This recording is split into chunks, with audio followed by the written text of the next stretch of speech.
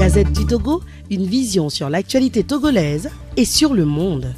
À ce rendez-vous consacré au foncier au Togo, cela se passe tous les premiers samedis du mois. Et puis nous y sommes déjà. Donc plaisir de vous retrouver pour parler aujourd'hui des grands enjeux du nouveau code foncier domanial, les défis à relever durant la période moratoire. Toutes ces informations à votre endroit pour mieux comprendre les contours et la gestion des problèmes relatifs à la terre au Togo. C'est une initiative de Conrad Adenauer. Aujourd'hui, la technique est dans les mains de Roger Tellou. Moi, je suis au micro, je m'appelle Blanc Patrick Day. Bienvenue, bonjour à tous. Mesdames, Messieurs, encore une fois, rebonjour. Nous revenons après cette chanson qui nous a totalement plongé dans nos idées, bien sûr. Nous allons vous présenter d'abord nos invités qui sont là pour éclairer notre lanterne sur un certain nombre d'aspects relatifs donc, au thème que nous abordons. Je le rappelle, les grands enjeux du nouveau code foncier domanial, les défis à relever durant la période moratoire. Nous sommes ici avec nos invités au studio. D'abord, le président de l'Ordre des géomètres du Togo, M. Loubi, qui vient donc de nous rejoindre. Il y a le président du réseau des journalistes du foncier Akolor Isidore. Il y a la trésorière du réseau qui est Yerima Rachel. Et le secrétaire du réseau des journalistes du foncier qui est Aïe Ataï. Voilà, présenter donc nos invités qui vont forcément nous répondre. Vous avez la latitude de nous appeler sur les numéros que vous connaissez. Alors, nous allons d'abord dire bonjour au président de l'Ordre des géomètres du Togo, monsieur Loubi, bonjour. Bonjour aux auditrices et auditeurs, bonjour à tous les collègues présents en studio. Voilà. Isidore Akolor, bonjour à vous. Bonjour Patrick, bonjour chers invités, et bonjour à monsieur au directeur général de l'urbanisme qui aujourd'hui pas beaucoup de préoccupations. Au directeur de radio et au directeur de l'urbanisme aussi. Merci beaucoup. Alors, tout tourne autour des grands enjeux du nouveau code foncier et domanial et les défis à relever durant la période moratoire. Nous allons rentrer dans le vif du sujet en posant la question, la toute première, vraiment, les enjeux du nouveau code foncier et domanial. Monsieur Loubi, vous êtes le président de l'Ordre des géomètres du Togo. Quels sont ces enjeux? Alors, merci. Je pense que les enjeux sont multiples. Il est question de faire une mise à jour de toute cette documentation. N'oublions pas qu'avant la mise en place de ces enjeux, on fonctionnait avec la loi de 1906 et l'ordonnance numéro 12 du 6 février 1974 fixant le régime foncier et domanial. Il faut faire une mise à jour de toute cette documentation-là. Il y avait des manquements, notamment l'accès de la femme au foncier, par exemple, les conditions d'attaque ou dans lesquelles on pourra attaquer le titre foncier, et puis la création des fonds notamment pour gérer les fonciers. Donc les enjeux étaient multiples, il était question de s'adapter à la situation actuelle. Ils sont de nature économique aussi pour les investissements. D'accord. Alors, vous pouvez nous parler également des défis à relever avant de... Non, avant qu'on aille imaginer que c'est depuis 1906 que le foncier est géré par... Oui, est géré par un code qui émane de l'époque coloniale. Donc ça fait pratiquement 115 ans à nos jours que nous sommes dans cette situation, alors que les réalités ont changé. Il va falloir, comme le disait le président de l'Ordre des géomètres, adapter et actualiser les données. Donc c'est ça les grands enjeux. Et il parlait tantôt du droit foncier à la femme. Il n'était pas reconnu. Depuis jusqu'à aujourd'hui, c'est une grande bataille qu'on mène sur le terrain parce que dans beaucoup de milieux au Togo, la terre ne peut pas appartenir à une femme. La femme ne peut pas détenir un droit foncier. Donc les choses ont commencé commencer par évoluer avec le nouveau code et surtout avec le code de la famille et des personnes qui reconnaît aujourd'hui que les femmes ont le même droit que les hommes quand il s'agit de la propriété foncière. Non seulement du droit successoral. Donc voilà les grands enjeux que contient ce nouveau code. Et à l'époque, on expropriait les gens sans aucune indemnisation. Aujourd'hui, le nouveau code a pris en compte cette situation de sorte que, bon, si l'État veut prendre un terrain, c'est pour cause d'utilité publique, vous serez indemnisé à votre juste valeur.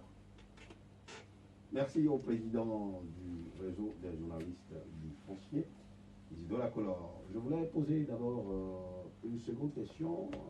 Vous avez parlé des enjeux, mais il y a des défis à relever avant une date, avant le 14 juin 2023. Pourquoi le 14 juin 2023? Il y a une explication à donner. Avant qu'on arrive là, il y a aussi les innovations et je souhaiterais que notre trésorière puisse en parler puisqu'elle a beaucoup de choses à nous dire. Madame Delina Rachel, est-ce que vous pouvez nous parler des innovations par rapport donc, à ce nouveau code? Oui, de façon brève et concise, je pourrais juste annoncer quelques points. Il y a la garantie du droit de propriété acquise suivant les règles coutumières. À l'article 6.3 du nouveau code foncier, la création des institutions de réforme et de gestion foncière aux articles 10, 16, 27, 29, 32 qui font état de la création des COGEF, de la commission de gestion du foncier. foncier. Il y a la création des fonds de garantie et de dédommagement aux articles 87, 85 et 89 du nouveau code. La mention des dispositions relatives aux associations foncières, article 96 et à 135. L'introduction des dispositions portant sur la copropriété par l'eau aux articles 180 à 212. La préconisation d'un guichet foncier unique à l'article 220. Les cas d'immatriculation collective, article 250 à 693, et les exceptions liées à l'inattaquabilité du titre foncier, l'article 256 à 262, les mécanismes de régularisation foncière, article 322 à 352, et les mécanismes de lutte contre l'accaparement des terres, les articles 648 à 652. L'obligation de la procédure préalable devant l'autorité coutumière, article 675. C'est dit que, à mon humble avis, la réforme constitutionnelle implique vivement les élus locaux et la chefferie traditionnelle dans le règlement des litiges fonciers. Et donc, il y a lieu de faire porter à l'endroit des acteurs toutes ces innovations et les parties, les articles aussi qui les concernent pour qu'ils puissent jouer leur partition dans cette réforme, là, pour la mise en œuvre des réformes. Ouais, ce qu'il faut aussi ajouter, c'est que parallèlement aux procédures d'immatriculation régulièrement constatées, le nouveau code a tenu compte de la constatation des droits fonciers coutumiers. C'est très important de le relever parce que il y a deux manières d'avoir le titre foncier aujourd'hui. On peut aller dans les détails. Peut-être avec le président de l'Ordre national des géomètres. Oui, Monsieur Lougui. Effectivement, je crois qu'il y a une émission qui était consacrée à cette émission précédente. Effectivement, c'est une innovation dans ce nouveau code foncier.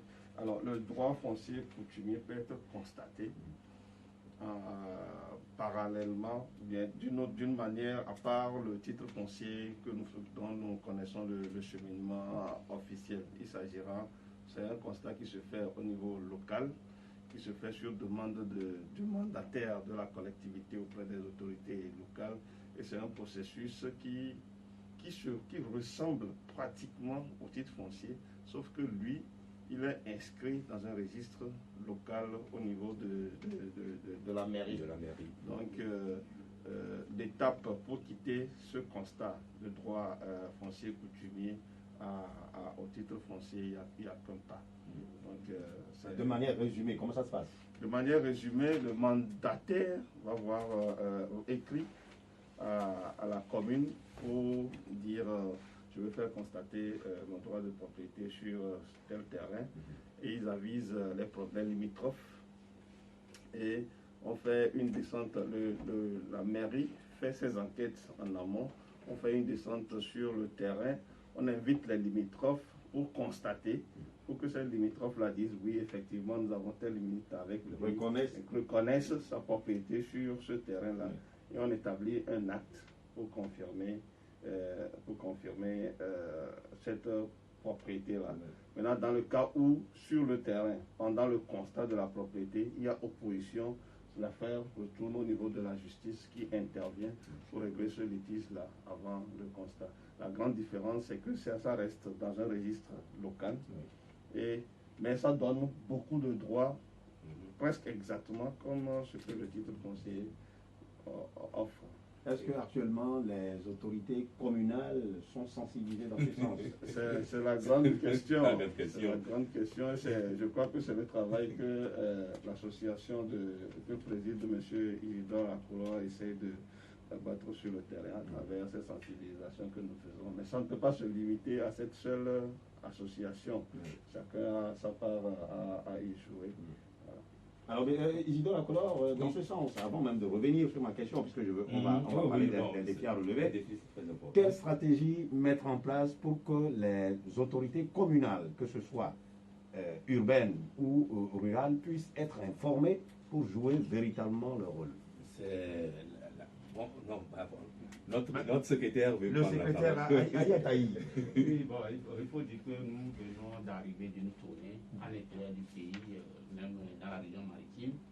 Et le constat fait sur le terrain est que les autorités communales ne sont pas totalement imprégnées du nouveau code, surtout les parties les concernant. Donc nous pensons que le défi à relever aujourd'hui, c'est de bien former les autorités communales, les autorités locales. Et parce que sur le terrain, quand on parle de COGEF, il y a des autorités communales qui ne savent pas ce qu'on appelle COGEF. C'est un peu dommage. Donc nous pensons qu'on doit former encore, sensibiliser les autorités locales sur ce nouveau code. Parce qu'ils ont un grand rôle à jouer au niveau du foncier. S'ils ne sont pas formés, s'ils ne sont pas familiarisés avec le nouveau code, sur le terrain, ça va être encore compliqué. Donc nous pensons qu'il y a encore du travail sur le terrain à faire. Ce que nous avons remarqué cette semaine sur le terrain, au niveau des autorités locales, il y a beaucoup de travail à faire. Moi, je me dis que par rapport à cette sensibilisation, est-ce que vous avez les moyens pour mettre à leur disposition ce nouveau code? Bon, nous, à notre niveau, au niveau du réseau des journalistes fonciers, nous avons fait le constat du terrain. Nous allons peut-être faire un projet qui, aux partenaires, aux bonnes volontés, de nous aider, ou bien de nous aider à mettre en œuvre notre projet sur la formation des autorités locales, des élus locaux pas sur tout le nouveau code foncier, mais surtout sur la procédure, les parties qui les concernent. Parce qu'ils ont un grand rôle à jouer dans le nouveau code foncier. D'accord. Oui, un bémol à ajouter, ils ne sont élus que pour il y a deux ans seulement qu'ils sont élus. Donc ils ne maîtrisent pas tellement les tests. Et le constat est amer. Et à chaque fois qu'on va chez un élu local, on lui dit que bon, vous avez une partition à jouer. Et ils s'étonnent que l'État leur a donné ce droit. Mais on va rentrer dans les débats plus tard, on verra quelles sont les dispositions à prendre avant que ces maires, ces élus locaux puissent mettre en place ces projets et régler les problèmes fonciers dans leur localité. Merci beaucoup. Et quels sont les défis à relever avant le 14 juin? Je reviens. Pourquoi le 14 juin 2023? Ce n'est pas à moi d'expliquer ça. Oui, avant le 14 juin, les défis à relever par rapport aux enjeux du nouveau code foncier et domanial? Le 14 juin, parce que c'est la date butoir, c'est la période comment dire, moratoire arrive à terme le 14 juin 2023. Par rapport à quoi? Par rapport à l'adoption du nouveau code.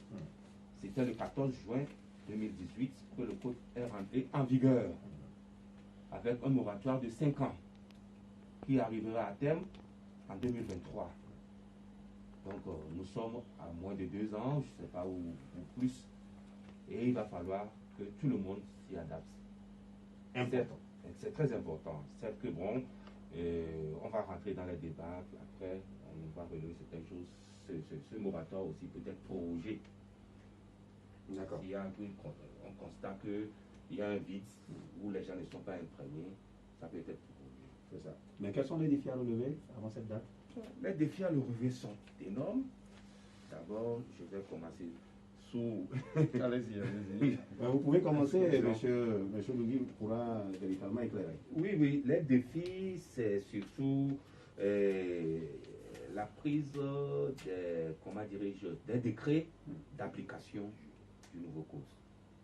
Il y a plusieurs décrets à prendre pour pouvoir relever ce genre de défis. Les décrets d'application du nouveau code sont-ils déjà, on va y revenir, mais c'est que le gros du problème, c'est que nos autorités font tout, mais il y a l'essentiel qui reste à faire. L'essentiel, c'est quoi? L'article 16 du nouveau code exige qu'un décret soit créé et soit pris plutôt pour la création d'une commission interministérielle de la réforme foncière et domaniale qui s'appelle CIRFD. Jusqu'à présent, Un décret dans ce sens. le décret n'a pas été voté. L'article 17, c'est de cette commission avec ses prérogatives et autres. L'article 19, un autre décret devait être pris pour l'établissement impliqué dans le foncier, dans chaque localité, pour une bonne gestion. Ça date à venir. Et faut-il encore ajouter? Je crois que pour le moment, c'est ces décrets-là qui tapent pour que les maires puissent véritablement jouer leur rôle. Parce que n'oublions pas que la COGEF, la commission de gestion des fonciers dans nos communes, ne sont que des organes consultatifs pour accompagner les élus locaux, les maires, dans la gestion du foncier. Une fois que ces décrets ne sont pas pris, il serait un peu difficile, même si il y a une autre disposition qui permet, mais aussi, en cela aussi, qu'est-ce que je voulais dire, l'article de 600, permettez-moi un peu. Oui. Il y a des dispositions transitoires. Mais jusqu'à présent aussi, ces dispositions transitoires sont soumises à un décret d'application. C'est l'article 720 qui explique qu'en... Je cite, il est créé par décret en Conseil des ministres une instance consultative dénommée Conseil consultatif foncier. Ce conseil-là, c'est ce conseil qui a pour mission de servir de lieu d'échange et de concertation quant aux actions à privilégier pour la mise en œuvre du présent code. Et donc, c'est de ce conseil-là que va émaner toutes les attributions pour pouvoir créer la commission de gestion foncière. Et ce conseil-là n'est pas encore créé jusqu'à présent. Pas encore mis en place. Pas encore mis en place. Ce qu'il faut relever, le défi que le gouvernement a pu relever, c'est la création du guichet foncier unique. Actuellement. Ça, c'est une très bonne chose, puisque vous n'aurez plus, bon, peut-être les géomètres sont coupés de... on a coupé l'herbe sous le pied des géomètres. Nous allons y revenir pour parler donc de ce guichet unique. Le temps donc des défis à relever, mais tout à l'heure nous abordions un aspect, il y a création donc d'un guichet unique. Nous allons en parler avec le président des géomètres de l'ordre des géomètres du Togo, M. Lougui. Est-ce que vous pouvez nous en parler? C'est quoi ce guichet unique créé par l'État pour mieux gérer le foncier? D'accord, je reviens rapidement sur les défis à relever. Je voudrais insister sur le fait que il y a un sérieux travail de sensibilisation à faire. Les acteurs impliqués dans la gestion du foncier ne sont pas informés de leur part de rôle que leur octroie ce nouveau code foncier domanial, et c'est dommage. Il faudra s'approprier le code, connaître sa partition pour pouvoir bien mettre ça en œuvre. Pour ce qui concerne les décrets d'application, on en a parlé. Nous, en tant que conseil de l'ordre des géomètres du Togo, nous faisons partie des commissions qui participent à la rédaction, à la lecture de ces décrets d'application. Je peux vous dire qu'il y en a beaucoup qui sont déjà faits. Maintenant, le processus qui va au-delà de ce que nous faisons en commission est tout autre. Mais je pense bien que le gouvernement sera prêt pour ces échéances-là. Maintenant, revenant au guichet unique, je parlerai encore de l'implication du Conseil de l'ordre dans cette institution, qui consiste à partir du moment où les 3 tampons sont supprimés. Parce que avant, vous n'êtes pas sans savoir que le géomètre établit son plan, il fait ça son premier tampon. Maintenant, si c'est un terrain urbain, il va déposer son plan au niveau de l'urbanisme, qui doit faire ses enquêtes et donner un deuxième tampon. Et après, vous allez au cadastre pour le 3e tampon. Ça faisait long, ça pouvait vous faire 1 an, ça pouvait vous faire 2 ans. Donc, dans le nouveau code foncier, ils ont bien réfléchi à ça et ils ont dit, bon, tout ça là pourra être simplifié et confiance doit être faite aux géomètres agréés. Donc, c'est pour ça que ce guichet-là, c'est à partir de cette idée que ce guichet-là est créé. Et aujourd'hui, comment ça se passe? Participer sur certains aspects, bon, on y va quand même. Monsieur Louis. Oui, donc en fait, aujourd'hui, les 3 tampons restent valables. Mais nous conseillons le citoyen que le 3 tampons, en réalité, ça ne signifie pas grand-chose. Vous avez le 3 tampons, vous laissez ça chez vous, c'est pas comme si vous aviez un terrain. Il faut évoluer vers le titre foncier. Donc aujourd'hui, ce que vous pouvez faire avec le plan parcellaire à un seul tampon, dressé par un géomètre à partir de la création du guichet unique, vous pouvez faire exactement la même chose avec les 3 tampons que vous avez. Mais il va falloir faire vite, parce que comme je le disais tout de suite, c'est juste une présomption de propriété, mais ça ne vous donne pas le droit de propriété sur le terrain. Donc nous conseillons, puisque bientôt on ne verra plus ces 3 tampons-là dans la circulation. Pratiquement le titre foncier, ou à l'étape du titre foncier. Aujourd'hui, quand vous... Est-ce qu'il y a des frais supplémentaires ou c'est une continuité? Non, les 3 tampons n'ont jamais valu le titre foncier. C'est juste que aujourd'hui, c'est juste qu'on veut améliorer les choses. La différence avec ce qui se fait aujourd'hui ne se trouve pas forcément au niveau de l'argent que vous déboursez pour avoir les 3 tampons. C'est pratiquement le même coût. C'est le délai qui est considérablement revu. Donc il n'y a pas d'autre compensation à faire. Maintenant, il faut, comme on le disait, et on a toujours insisté, autant de fois qu'on vient dans un studio, on a toujours insisté sur ça. C'est un point de départ, le 3 tampons, ou bien le plan parcellaire, on va dire, c'est le point de départ pour aller vers le titre foncier. On fait le plan, le jour où vous faites un plan parcellaire, dites-vous que l'objet, c'est le PK0, c'est l'origine d'un processus que j'ai enclenché pour aller vers un titre foncier. Et ce n'est que le jour où j'aurai mon titre foncier que je serai tranquille sur ma propriété. Aïe Taï, vous avez quelque chose à ajouter? Non, ce que je peux ajouter, c'est que ceux qui ont peut-être les 3 tampons, s'ils veulent commencer les démarches pour obtenir le titre foncier, eux, ils vont commencer ça à l'étape 2 au niveau du notaire. Donc, eux, ils ne vont plus revenir en arrière, mais ils vont commencer au niveau de l'étape 2. Oui, c'est un acquis.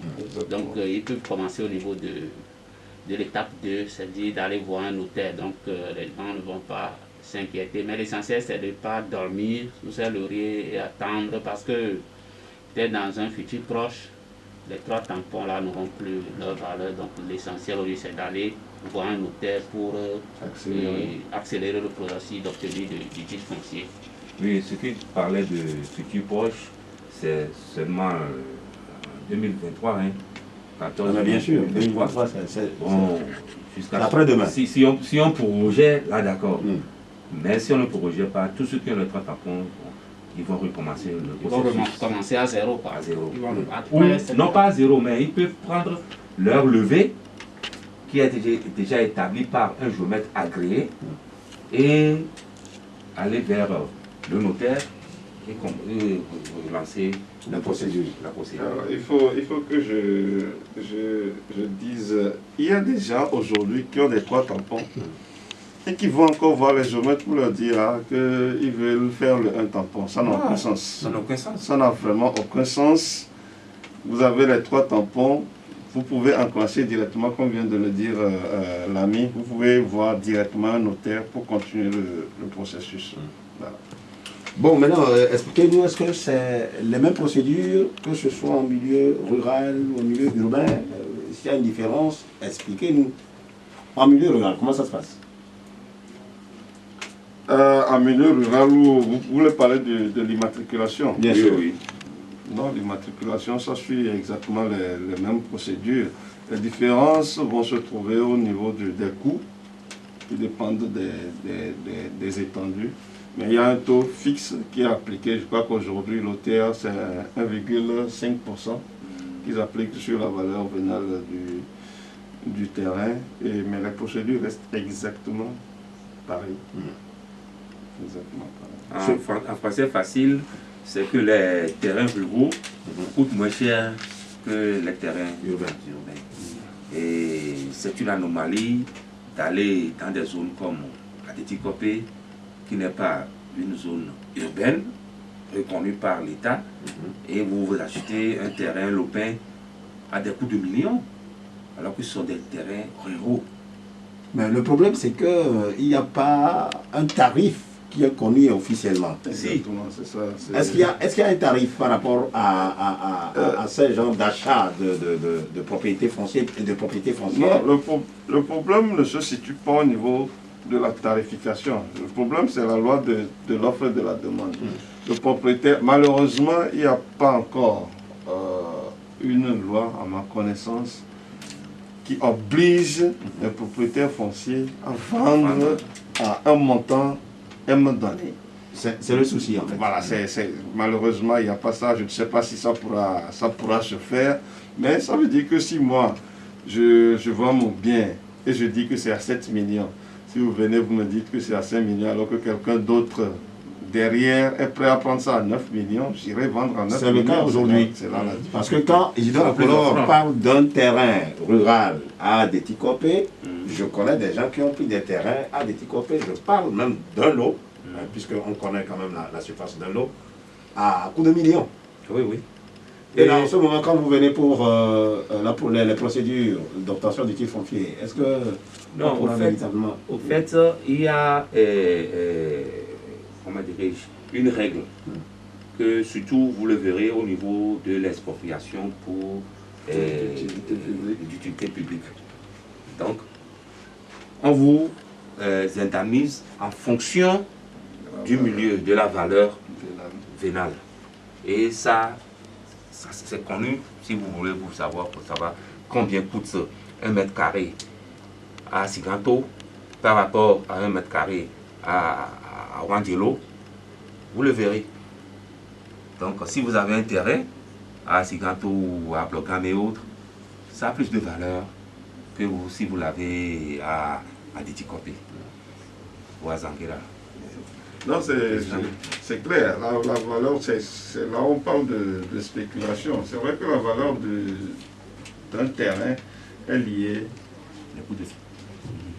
La valeur d'un terrain est liée principalement à sa desserte, à sa destination et à sa situation géographique naturellement.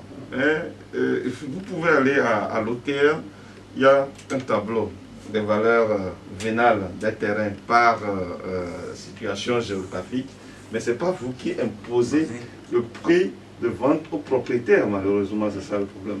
Il n'y a pas une loi qui l'impose, vous ne pouvez pas l'imposer, vous pouvez juste avoir ça pour mémoire. Et après, si vous voulez le bien et que le propriétaire en dispose, si vous en avez les moyens, vous êtes obligé de faire comme le propriétaire a fixé. Voilà. Je rappelle aux auditeurs que nous nous approchons vers la fin donc, de cette émission. Nous sommes avec M. Lugui, président de l'Ordre des géomètres du Togo, M. Akolo Rigidor, le président du réseau des journalistes du foncier, Mme Yerima Rachel, qui est la trésorière, et M. Aïe Ataï, qui est le secrétaire général du réseau. Vous pouvez nous appeler pour poser vos questions. Alors, M. Lugui, dites-nous, est-ce que par rapport à l'inattaquabilité, c'est ça, du titre foncier, aujourd'hui, est-ce que vous confirmez que l'Office togolais des recettes véritablement est arrivé à ce degré où quand on a un titre foncier, il va être inattaquable? Bon, ça c'est une bonne question. Je crois que ça fait partie aussi des innovations du présent code foncier qui fait objet de cette émission. Un titre foncier établi dans les règles de l'art, dans les normes, avec les infrastructures qu'il faut, reste inattaquable. Ça reste inattaquable. Maintenant, si dans l'exécution ou bien dans le processus de mise en place de ce titre foncier, il y a eu des manquements, surtout liés à l'administration. Ça peut arriver, hein, nous restons des hommes. L'État a prévu certaines conditions dans lesquelles le titre foncier pourra être revu. Voilà. Mais ça conserve son caractère d'inattaquabilité. Ouais, ce qu'il faut aujourd'hui, on a le système GPS qui n'existait pas avant. Et vous avez cette géolocalisation. Quand votre titre est déjà établi, vous pouvez être en Amérique, vous cliquez là-dessus, vous savez que ça c'est votre domaine. Ça n'existait pas avant. Ce qui fait que quand on fait le lotissement, parfois il y a chevauchement et les titres sont attaqués. Avec le nouveau code et l'ordre des géomètres qui ont aujourd'hui, à ce que je sache, tout le matériel qu'il faut, les GPS, qui t'a maintenant invité le gouvernement à aussi disposer de cet outil, le GPS, pour pouvoir faire véritablement le travail. On ne peut pas dire que votre lopin est situé entre l'école telle et la fontaine telle à quelques kilomètres. Aujourd'hui, ce n'est plus le cas. Oui, je confirme. Mais aujourd'hui, l'État a doté l'OTR de beaucoup d'infrastructures dans ce sens-là. Il y a, au-delà même des GPS, des récepteurs GPS, il y a ce que nous appelons des stations permanentes qui sont montées au niveau de l'OTR, qui aident à résoudre cette question particulière de chevauchement. Maintenant, il y a le ministère de l'Urbanisme, de l'Habitat et du cadre de vie, c'est ça? Oui. Non, c'est pas ça. Il y a le ministère en charge de l'urbanisme qui a commencé aussi à faire ce que nous appelons une densification des bornes géodésiques. Tout ça là, toutes ces infrastructures, ce que nous appelons des infrastructures, permettent de géolocaliser, mais avec très grande précision, les parcelles. Ce qui va faire quand même que les chevauchements, les empiètements vont être vraiment réduits. Mais au-delà de ça, cela ne consiste pas. Les seules raisons d'attaquer les titres fonciers. Voilà, c'est pour ça que c'est bienvenu, ces dispositions qui sont prévues dans le code foncier. au cas où il y a erreur éventuelle. Je voulais poser une question d'éclaircissement peut-être pour terminer cette émission. Il y a des propriétaires de terrain qui ont sur pratiquement 2 hectares, ils ont sur 2 hectares obtenu le titre foncier. À l'achat d'un lot sur l'hectare, comment se fait la transaction donc, de ce titre foncier? Comment ça se passe? Monsieur le Président de l'ordre. D'accord. Non, si vous avez un titre, s'il y a déjà un titre foncier, dans le jargon on l'appelle titre foncier global, et quelqu'un vient prendre création d'un titre foncier. Mais ça se fait en plus bref délai, parce que le titre foncier global existait déjà. Mais vous êtes obligé de faire l'acte notarié par rapport à la transaction, vous êtes obligé de faire une réquisition, vous êtes obligé de faire un bornage, etc. Quel est l'avantage? Parce que lorsque vous allez vers le propriétaire, il dit, moi j'ai une surface qui a un titre foncier. Quel est l'avantage de celui qui va pour acheter une portion dans ce grand lot qui porte un titre foncier? Le principal avantage, c'est que vous êtes au moins sûr que le terrain appartient vraiment à celui qui est en train de vous vendre ça aux yeux de l'État. Donc, le terrain est enregistré en son nom et c'est lui qui vous vend ça. Et il a un titre foncier en son nom. Donc, sécurité foncière 100% sur ça. Par contre, si c'est un terrain, et c'est d'ailleurs pour ça, et à juste titre, que les terrains disposant de titres fonciers, 2 terrains côte à côte, l'un disposant de titre foncier et l'autre n'en disposant pas, celui qui a du titre foncier va être plus cher parce qu'il y a une sécurité déjà il y a une garantie. Il y a une garantie. Au niveau des procédures, des procédures pour l'obtention d'un nouveau titre foncier, oui, c'est le mot. Est-ce que ce dernier procède de la même manière? Est-ce qu'il dépense au degré, en tout cas, le même montant que celui qui vient de commencer? Pratiquement le même montant. Pratiquement, l'avantage, c'est qu'il y avait déjà un titre foncier et le délai peut être beaucoup plus réduit. Oui. Ce qu'il faut ajouter, au fait, ce que dit le président est très important. Aujourd'hui, des gens vendent les terrains alors qu'ils ne sont pas propriétaires. Ils sont seulement détenteurs du plan passerelle. J'ai 3 tampons et ils vont vendre ça. Ils ne sont pas propriétaires de ces parcelles.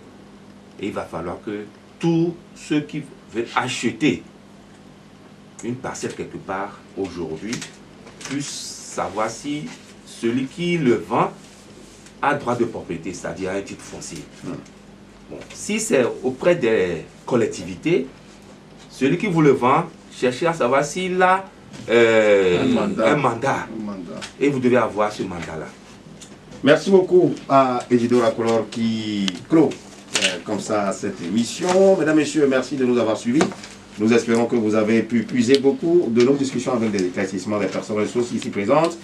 Cette émission est la dernière qui clôture donc cette série de rendez-vous de tous les premiers samedis du mois consacrés aux fonciers au Togo. Mais vos préoccupations qui n'ont pas été satisfaites pourront trouver leur solution en appelant les responsables du réseau des journalistes du foncier qui, en collaboration avec la Fondation Konrad Adenauer, a permis la réalisation de cette émission intitulée Priorité aux fonciers. Merci beaucoup et à la prochaine. La Gazette du Togo, une vision sur l'actualité togolaise et sur le monde. Rejoignez-nous sur le www.lagazettedutogo.com ou sur nos comptes Facebook, Twitter et YouTube. Pour tout contact, écrivez à contact@lagazettedutogo.com ou appelez le 92 80 88 53. La Gazette du Togo, c'est l'information en continu.